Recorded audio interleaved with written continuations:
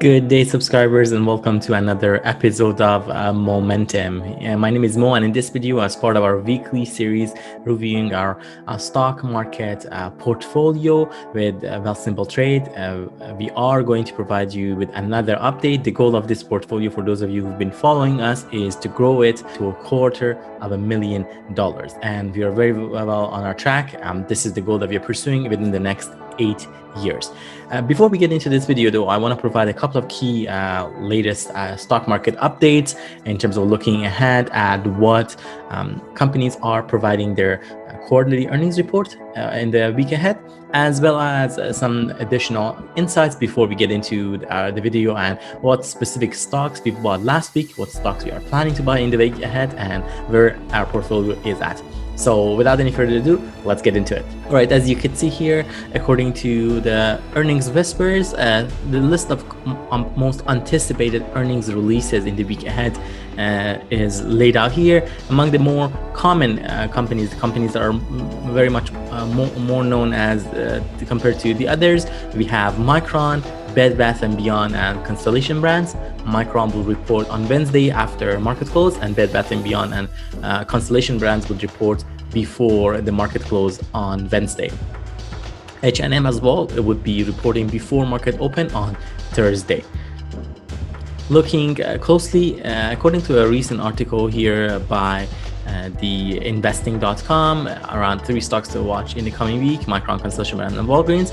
It was one piece that really stood out for me. First of all, it's on the Micron technology. The company that we talked about would be reporting on Wednesday after market close. But what's really unique about Micron is the fact that for those of you who might be aware, there was a shortage of semiconductors for months. And now really that shortage appears to be gradually kind of compensated and resolved, and Micron is definitely one company that can benefit from it as the maker of semiconductor. This company is set to report its earnings on Wednesday after the market close, and they are estimated to have made $1.71 in profits per share on a $7.2 billion in revenue for its fiscal year 2021 third quarter. That would be they would be reporting. Looking at Micron's stock price chart, you see how the stock prices change over time since August of last year, about a year ago, up to today. It hit the high of around $95 to $96, and right now the last trading price for that was around $82 US. In terms of an interview that was done, the chief executive officer Sanjay Mehrotra had told Bloomberg in March that the memory chip demand will remain strong and supply would be tight into the next year, as cars, servers, and other devices would come with much more memory usage and semiconductor usage that they used to, while companies and consumers are spending on everything from smartphones to networking, all of which requires their semiconductors. So they are definitely well poised to take advantage of that. All right, with that, let's hop on over to our stock portfolio that we have with Wealthsimple Trade.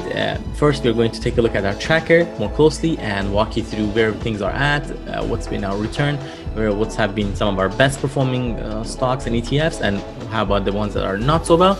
We'll also take a look at our dividend income and recent transactions, including on buys or any sells if we've had any. All right, so if you look at our tracker here that we are using Alpine Dividends Tracker, you notice our overall total account balance in Canadian dollar equivalent is sitting at $25,069, and we are also showing an overall gain of $7,439 over time in roughly about 2 years. Our total gain or loss for this portfolio is at 42.2% gain, which is quite decent. Also looking at our dividend yield, average dividend yield for this portfolio, it is sitting at 1.52%. Keep in mind, this portfolio consists of both growth and dividend stocks. As a result, the dividend yield is not necessarily the highest because we have a combination of some of our growth picks. All in all, this is sitting at 1.52% at this time. We are projected to have a dividend income for annual of $374 in Canadian dollar equivalent, based on the yield and expected dividend income for our dividend paying stocks and ETFs. And if we divide it by 12, it gives us roughly about $31 Canadian dollars in terms of dividend income. The chart below shows you how much dividend we've actually earned so far this year. You see how the amount has evolved over time. In January, it was $15.83. The highest was in February so far at $44.62. And so far in June, we've earned $29.98, roughly around that $31 mark that we were talking about. The other piece that I wanted to show you is we've added a milestones section here, and these are the milestones that we want to accomplish throughout the time. So one of our very first milestones here was reaching the $20,000 account balance. We've already reached that. As I mentioned to you, we've also just reached the 25,000 account balance mark as well. So we're gonna mark that as accomplished as well, and change the font as well to the green, showcasing that it's been accomplished. Next, what we want to do, we want to also take a look at some of the other ones. So in terms of the account size, portfolio size, in order for us to gradually get to that $250,000, we have certain milestones along the way: 35,000, 50,000, 75, and you see the rest. We have also several goals for our dividend income. So the first one was around reaching an average dividend yield of 1.5%. You see that's already accomplished because we were at 1.52%. But we want to gradually also grow our exposure to dividend stocks, especially the ones with higher dividend yield. And so we want to gradually reach to that annual average dividend yield of 2%, 2.5%, and 3%. You also want to reach the lifetime dividend income in this portfolio of $500, $1,000, $2,000, and ultimately going all the way to $5,000. Again, keep in mind, this is specific to our Wealthsimple Trade, not counting in any other investments that we have with other brokerage accounts such as Questrade, Interactive Brokers, and etc.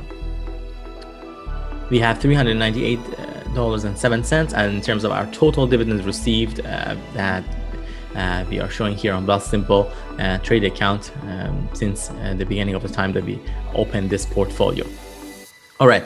Let us take a closer look at our sector breakdown. In terms of the sectors, you see here that majority of our exposure is to information technology with about 47.3%, followed by healthcare with 22.6%, followed by financials at 11% exposure. So those are our top three sector exposure. In terms of our accounts and different holdings that we have here, and the largest one, as you notice here, is with Real Matters, which is showing a 12% exposure. Among the other large holdings that we have here, we are looking at Royalty Pharma with 6.4% exposure. We also have Apple with 5.3% exposure. And similarly, we have Bank of Nova Scotia with 5.3% exposure as well. So there's that tie in terms of the exposure of the largest holdings that we have for this account. Let's not, of course, forget Qualcomm at the bottom here, which also has 5.5% exposure, given the amount of the dollar value that we've invested in Qualcomm. All right, with that, let us take a closer look at our portfolio with different holdings here. We're not going to necessarily walk you through exact line by line items here, but we'll give you a good kind of a look into what holdings we have here.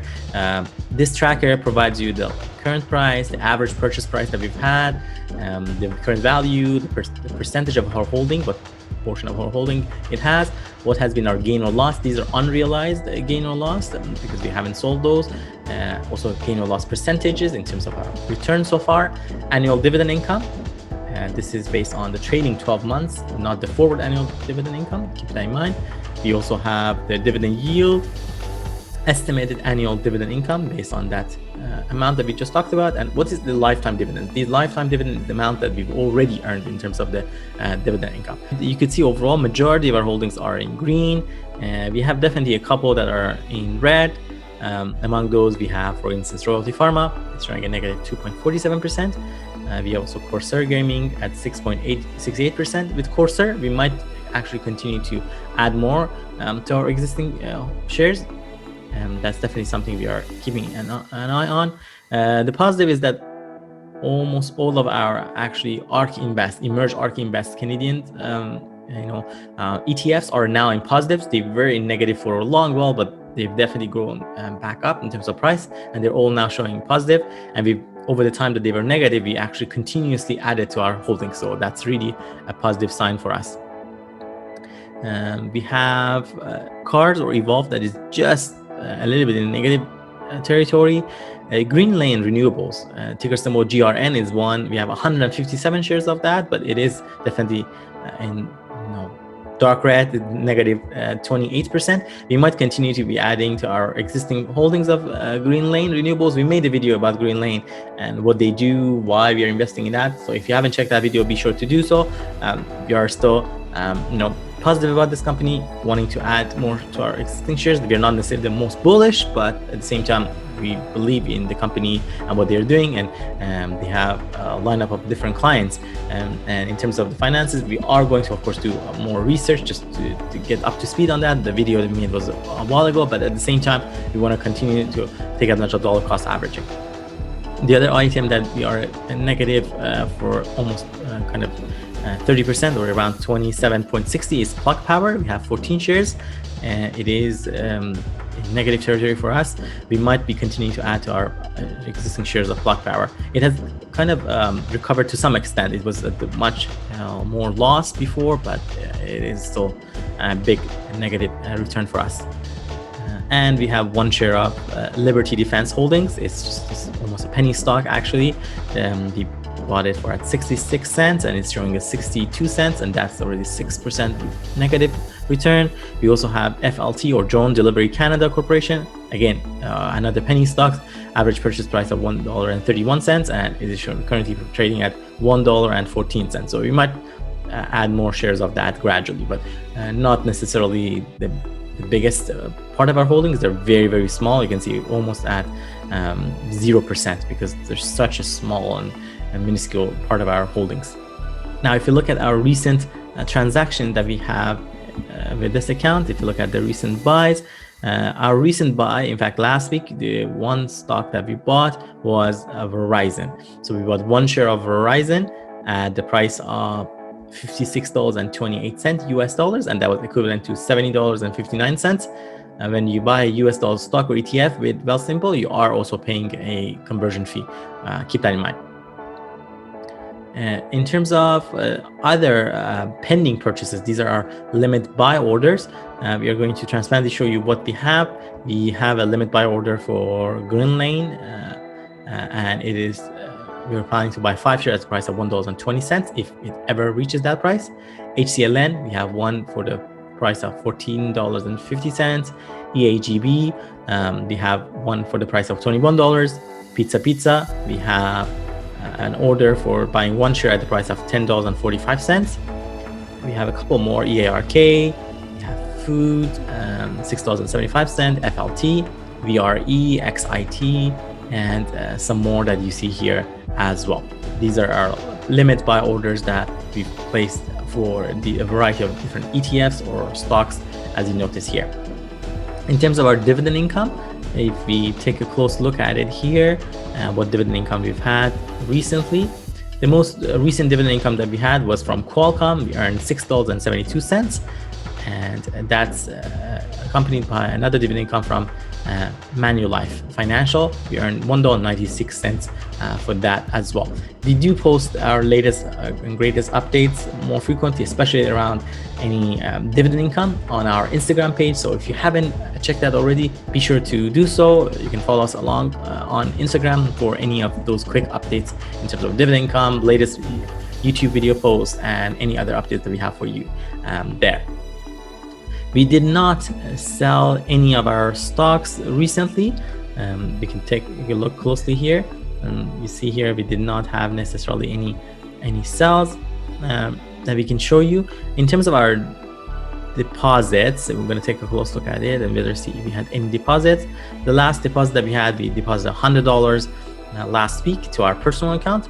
And prior to that, we had also gradually deposited $100 over the span of the past couple of days before that. So those are our latest deposits into our account, and you see how overall we returned.